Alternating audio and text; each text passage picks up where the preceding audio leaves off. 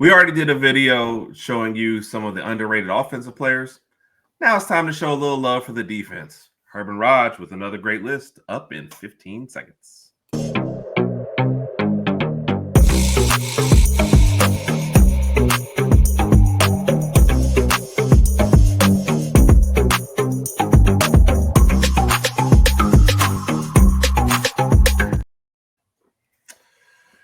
Herb and Rodg Podcast with another great video. Herb, Yes. Rodg, how are we doing, Yes. sir? I'm doing fantastically splendid on this beautiful Wednesday evening. Herb, how are you doing? Man, it's a great night. It's a great night. Got a great video for you. We hope it's great. We're offensive guys here. We got to show a little love to the defense. While you're here, please like and subscribe to the channel. Making our way to 500. We appreciate all the support. Rodg, no time to waste. Let's just jump right into it. You see the beautiful graphic. Now, like we said, we did an offensive one. We had some great names in there. We broke down the positions. The defensive one might flow a little bit differently, but we're trying to give some names that maybe either people aren't talking enough about, right, showing enough love, however it goes. So let's get right to it, Rodg. Number one, Nikhai Hill-Green, the Colorado transfer. First off, to me, anytime you get a transfer from Colorado, which was not known for defense, that means to me the coaching staff did a lot of work. You know, great versatility in him, great linebacker, not slated to start. And I don't think any people on our list is slated to start. But we're already seeing in camp some injuries, some people nicked up. You need somebody with a little bit of experience who can jump into the position. I know, it might be a little different with Wommack's system, but all reports out of camp have been great on him. The teammates seem to love him. I think this is a great depth piece that will see the field and that you're going to get a lot of use out of, Rodg. What do you think? Yeah, no, I agree. And I think the key word with Hill-Green is just depth. We never know what's going to happen throughout some of the fall camps, throughout some of these early games, regardless of our competition. Guys get banged up. That's just the nature of college football or football in general. And I think Hill-Green has been showing some glimpses in fall camp. He's been showing that he's got a lot of potential. Hasn't quite reached it yet, but we're hoping we can see him reach his full potential maybe midway or even towards the end of the season. And just get some playing time. And we'll probably see somebody like Hill-Green get some playing time. Again, I've mentioned the Florida State game, but we don't know how that game's going to go. We hope it's a blowout. We don't know how it's going to go. But maybe in the Louisiana Monroe game, he'll get some snaps and able to get out there on the field and get some production in. Yeah. Rodg, I'll do you one better. There has been a couple prognosticators on Talking Bama who have slated him as the leading tackler for the team. So they think he's going to slide in even earlier than maybe you're thinking. That maybe means not just a depth piece, but hitting the field earlier. Okay, I would love to see it. I would love to see it. Yep. Not arguing that. I think he'll factor in greatly for the Alabama defense. So love it. Yeah. Our favorite of Rodg is at number 2. Yes. Dijon Lee, another Cali product. I'm sorry, Dijon Lee, aka Colonel Mustard, as we like to call him on the Herb and Rodg podcast. Another Cali product. The first thing that stands out to everybody regarding Dijon Lee is his size and his length. 6'4", a little over 200 pounds, playing that cornerback position. Definitely gives him some edge in some of the smaller receivers. If some balls are thrown too high, maybe too wide, I think he could stretch out and get some touches on the ball. Kane Wommack raved about him. I think earlier today said that he's playing basically as a starter. I think he's getting a lot of snaps with the first team reps and things like that. I think Dijon Lee is a guy who could start, and we could see him getting some playing time either game 1 or game 2. So excited to see him play, and also happy that we have a lot of depth at the DB position as well. But he's definitely going to show what he can do this season in 2025. Yeah, he's a guy that there was questions about could he start, and probably not just because he's a freshman, right? But they're getting him on the field. Like I think it's going to be impossible to keep him out. Yeah, nowadays, and you and I have discussed this on the podcast several times. Nowadays, with college football and transfer portal, NIL, whatever you want to call it, whenever you have a guy like these 5 stars that are slated to play and that want to play right now, you try to get them in there on the field as much as possible. And I think Dijon Lee is going to see some early playing time. I agree. Yeah. And by the way, we're not just saying that just because he's a 5-star, because that's still a great point, but also because his play has merited it by all accounts. So, Facts. So. Red Morgan. I feel like I also could have put Dre Kirkpatrick Jr.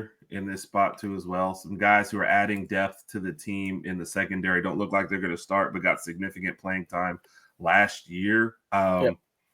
We mentioned what was our best group, like on several videos. I think, and also like I mentioned, Talking Bama again.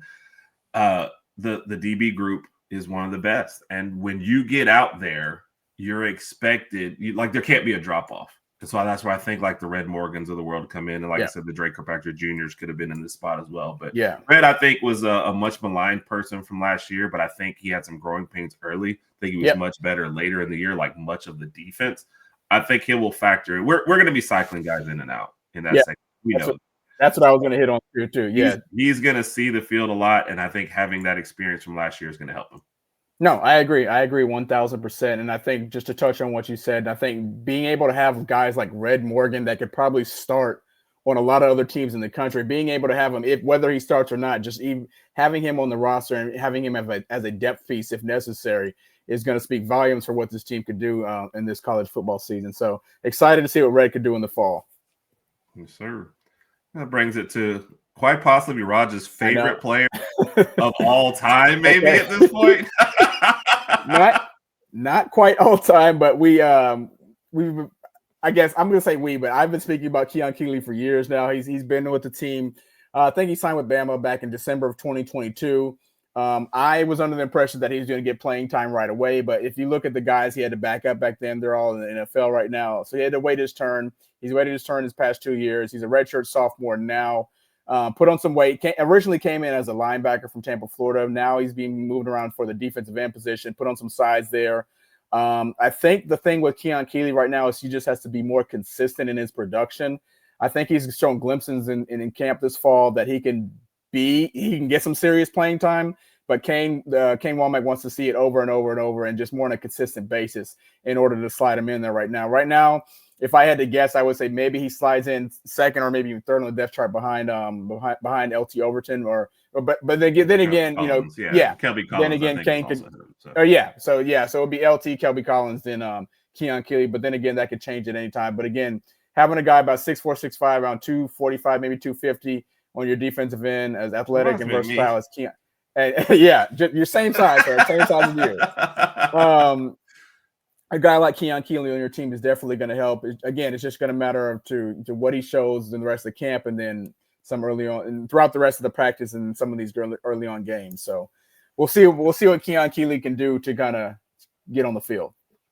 Yep, I agree. That'll bring us to our last one. It's no surprise that we went with mostly DBs because we're offensive guys. We love wide receivers. We feel like these are the guys that got to shut them down. So there's no disrespect to like the Yhonze Pierres of the world or the Lathams of the world that could have made this from other positions. We just kind of slanted this list of people we liked and in positions that we liked a little bit more. So that's what brought me to Cam Calhoun. Utah known for its defense. So you get a transfer from a team like that. You're getting some good experience. Obviously, you have to learn the system. But, man, you just look at the depth. We had an argument about it on the show. And I said the wide receiver room had the most depth, but as I'm doing this video, I realized I was wrong. I'll never admit it. Yeah. And so if you're out there, if you see this video, that's not me admitting it, but you look at this list that we put together, just some underrated guys. I feel like all three of those guys could start somewhere else. Cam Calhoun, I agree, another one. And to get a transfer like that from a defensive school like Utah and have this guy not, even being your starting unit, that just says a lot about the defense and a lot about what Kane Wommack is putting together, but also about Cam Calhoun. I expect him to see the field a lot of too.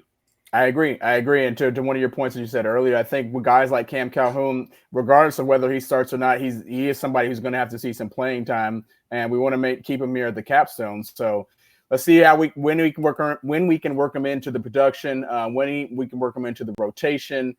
See what he can do, but I think this is a good piece for our DB room, and I can't wait to see what he does in 2025.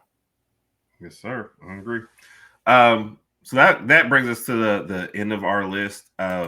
We mentioned the name Kane Wommack.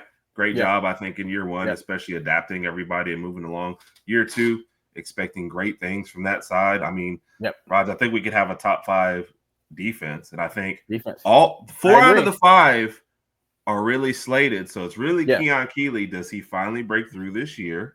I hope that playing time we all hope. I hope so. And I'm just going to be completely honest with you. I just want to see how good Keon Keeley is. We hear about him in practice. We hear about him in camp, but I need to see it on the field, and I need to see it on several reps You've only seen him sparingly over the past few years. So again, Kane Wommack knows what he's doing. If he didn't, I would be the DC for Alabama, but I'm not. So Kane knows what he's doing. He's going to put the right teams coordinator. No, I would not be the special teams coordinator as opposed to what Bama Beat says. I'd rather be the DC. But Kane knows what he's doing. He's going to put the right guys out there. And if Keon Keeley is the right guy at the right time, we'll see what he can do. Yep. Looking forward to it. Looking forward to this season. Raj, appreciate it. Folks, like I said, we have a top 5 underrated on offense. This is our top 5 on defense, heavily slated towards the DBs. Sorry about that.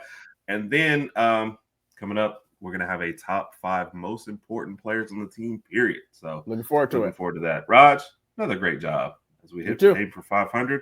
Yep. Like, subscribe. Yes, please do so. Roll Tide.